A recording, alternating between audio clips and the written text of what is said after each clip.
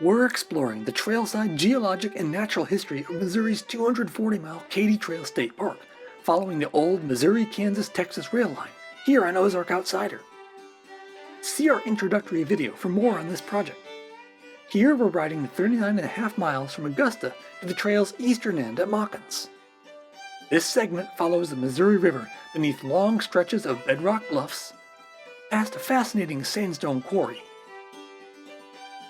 through the historic river town of St. Charles, and out onto the broad floodplain between the Mississippi and Missouri rivers, before ending where the Katy's line joined another railroad for the final leg into St. Louis. Follow along as we ride the trail, but take the time to explore some of the interesting trailside geologic and natural features along this segment. A few miles east of Augusta, the Klondike area preserves a special place in both geologic and railroad history. Here, the Katy served a major sandstone quarry that shipped out high-quality silica sand, valued for many industrial purposes, including glassmaking. The sand here is so pure it resembles sugar or salt, sparkling in the sunshine of a clear day. Hints at its depositional environment come from features like these beautiful ripple marks. These old silos mark where the railroad was loading many hopper cars of sand every day. The quarry closed shortly after the Katy line was abandoned in the late 1980s. But its fascinating landscape and exposures have been preserved as a St. Charles County park, with miles of riding and hiking trails that are well worth allowing time to explore. Klondike Park is reachable via several different access trails connecting to the Katy Trail. Small lakes fill former quarry pits, the clear blue water providing a lovely contrast to the sparkling white sandstone. Hiking up to a higher quarry level offers an overlook with a panoramic view across the Missouri River Valley. In the western portion of this trail segment, the trailside rock cuts and bluffs expose units of dolomite bedrock. These rocks commonly host small caves typical of the karst terrain found across the Ozarks, and the rock is commonly quarried. Within their deceptively simple layering, you can find a variety of interesting geologic features, including trace fossils. In this case, remnant tunnels left by organisms burrowing through ancient marine sediments. Past Defiance, the bedrock changes again, this time to limestone. While this looks superficially similar to dolomite, there are distinct features you can look for. For example, these limestones contain distinctive stylolites, an interesting texture formed as minerals in the rock dissolve under the pressure of burial. Abundant crinoid fossils are another sign that you're looking at limestone. And near St. Charles, you'll encounter more trailside quarries in limestone. The trail actually detours around this sprawling riverside complex, keeping cyclists out of the industrial zone. This site also hosts an active concrete plant that can be fun to watch in operation. You may be wondering, why does the bedrock shift from dolomite to sandstone, then eventually to limestone as you ride east? Let's look at a geologic map, in which color is used to represent the age and/or composition of bedrock found at the surface. Here, shades of orange are used to map the surface exposure of the predominantly dolomite bedrock forming trailside bluffs throughout most of central Missouri, formed during the Ordovician period. In the Augusta Klondike area, the darkest shade of orange indicates the St. Peter Sandstone, a middle Ordovician formation responsible for Klondike and other sandstone quarries in the region, like this still active operation a few miles to the southeast in Pacific, Missouri, as seen from Amtrak. But east of Defiance, the map shows the orange-shaded Ordovician-aged rocks transitioning to younger, blue-shaded Mississippian limestones. This requires explanation. Even though you're slowly descending in elevation along the river's grade, you're actually ascending the geologic sequence into younger overlying rock formations. What's going on? The short answer is that the bedrock here isn't flat, but rather warped gently downward to the northeast, so that the nearly level trail cuts across the angled rock layers, slowly ascending the tilted sequence from older to younger. Eastbound trail riders last encountered similar Mississippian limestones near Rocheport, where they create arguably the most spectacular bluffs along the entire river. And sure enough, when these rocks reappear here beyond Defiance, over 100 miles to the east, they once again create dramatic exposures, which were enhanced by fall color during this ride. Human traces along the old rail line aren't confined to quarries and industries. We were struck by the density of invasive plants along this stretch, especially near more populated areas. Fall is a good time to recognize invasive plants, as many stay greener longer than native plants, so they really stand out when other leaves have dropped. In the process of documenting these invasive plants for you, our viewers, we're pretty sure Joanna got laughed at by a passing cyclist who assumed we were botanically ignorant tourists naively photographing pretty red berries. These pretty red fruits are potential future seedlings of bush honeysuckle, one of the especially prolific non-native shrubs along the trail. Another plant that bears colorful fruits is Oriental bittersweet, a non-native vine that can be quite aggressive.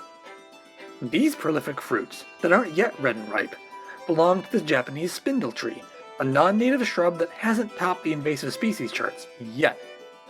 It has a bushy growth habit that differentiates it from the vine winter creeper, another common trailside invasive in the same genus, Euonymus. A third trailside member of this genus is also an invasive, the burning bush, named for the leaves that turn bright red in the fall. And yeah, it too produces pretty red fruits. But not all non-native plants produce photogenic fruits. How many more species can you find and identify when you ride the trail? On the flip side, we enjoyed finding a large stand of native horsetails, a plant that is quite common along the Katy Trail, especially in the Missouri River bottoms. As geologists, we think these are neat plants because of their ancestors' role in Earth history. The cute little horsetails of today are much smaller than some of their ancestral tree-like relatives that grew during the late Paleozoic. For comparison, here's a fossil Calamites from the Arkansas Ozarks, shown at the same scale as a modern sample. After passing through St. Charles, the trail leaves the Bedrock bluffs behind and sets out across the wide floodplain separating the Missouri and Mississippi rivers as they near their confluence north of St. Louis. From the ground, this section can seem pretty bland, with only a faint view of bluffs far to the north on the Illinois side of the Mississippi River. But maps can reveal a much more interesting story. These elevation data show how the Mississippi, Missouri, and even Illinois rivers combine into a single massive valley cut into the surrounding bedrock hills. When the rivers flood, this can hold a lot of water. Here in 1991, the rivers show their typical form, with narrow channels constrained by modern river management. But here during the epic flood of 1993, most of the lowlands filled with an astounding amount of water. Many thousands of years of flooding and other river dynamics has left a lot of traces in the landscape. Zooming in on the east end of the trail reveals a beautifully complex network of old meander bends, terraces, and other topographic features. We think this rendering is a whole lot more interesting than various modern art we've encountered. Flooding along the Missouri River contributed to the abandonment of the rail line in the 1980s, and helps explain why the current trail deviates in some places from the original route. Here's just one example. In this air photo from 1990, the rail line has been clearly severed. We're assuming this is some of the 1986 flood damage that resulted in the line's subsequent abandonment. The next readily available image implies that the 1993 flood caused yet more changes. By 2002, some of these scours have started to fill back in with sediment, but the original route is still cut. And here in 2011, the year this segment of trail opened, it remains pretty obvious why the trail detours around the alignment of the original rail bed. So in 2023, if you wanted to follow the original route, you'd better bring a kayak. A real highlight of this stretch lies just off the trail, at the lovely Black Walnut Cemetery that dates back to the early 1800s. The cemetery is set on ground raised above the floodplain and shaded by a nice canopy of trees. This peaceful and beautiful setting makes a worthwhile break from riding, and was made possible by recent restoration efforts involving hundreds of hours of volunteer labor. You can read more about this work and the cemetery's history at a website we'll link to below. As German speakers, we were especially drawn to the graves of early German settlers, and appreciated the careful work put toward repair and restoration of damaged gravestones. Many riders likely wonder why the trail ends at a remote trailhead out in the floodplain, which doesn't even have a parking area. Well, this is where the railroad ended as well. When the Katy built its St. Louis extension along the north side of the Missouri River, it needed a way to cross the Missouri and reach St. Louis. So the railroad signed an agreement with the Chicago, Burlington, and Quincy Railroad to use that main line, including its existing Missouri River Bridge, to access St. Louis from the north. Machens was where the two lines joined and Katy Rails officially ended. The former CB&Q line is still actively used by today's BNSF Railway, making for some fun rail fanning along the final approach, as well as at the junction itself. Machens is the trail's eastern end, and it was our final stop in this fun project to ride and explore the trailside geology and nature of the entire 240-mile route. But the story doesn't end there. What do you do when you end up in remote Machens with nowhere to go and nowhere to stay? We'll cover that in the final video of our Parallel series, which shows how we crossed from the St. Charles riverfront to the downtown St. Louis Amtrak station using a combination of carefully chosen road routes, public buses, and light rail, allowing us to complete one final bike rail loop.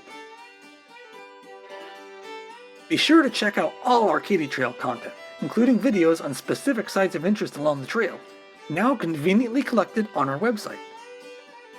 And any support you can provide for this work is greatly appreciated.